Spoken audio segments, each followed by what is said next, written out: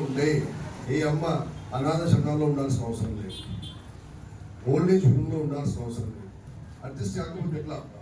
నువ్వు చిన్నప్పుడు చీపుడికి పోయినా పాప రెడీ అవుతుంది ఫంక్షన్కి వెళ్దామని పట్టు చీర కట్టుకుంటుంది, నువ్వు షెక్ చేశావు ఎత్తేసిపోతావు. మీ అమ్మని ఏమన్నా లేదు కదా, కాసేపు బాధపడితే మళ్ళీ పోయి తెచ్చుకొని పోతా ఉంటుంది. మరి పెద్దవాళ్ళు తెలియకుండా ఏజ్ వచ్చిన తర్వాత వాళ్ళు వామిటింగ్ చేస్తూ ఉంటారు, ఇంకోటి చేస్తూ ఉంటారు. అసహించుకుంటే ఎట్లా?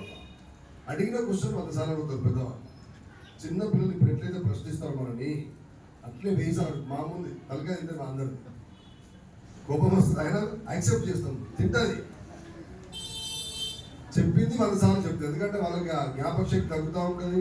నాకు అంటే నేను ఇంటికి పెద్ద మనిషి, నాకు ప్రియారిటీ ఇవ్వట్లే, నేను చేస్తేనే జర్నీ నడిచింది అని ఒక ఫీలింగ్ ఉంటుంది, ఈగో ఉంటుంది. ముసలోడికి కంపల్సరీ ఉంటుంది పెద్దవాళ్ళకి, ఎందుకంటే వాళ్ళు లేకుండా మనం లేము.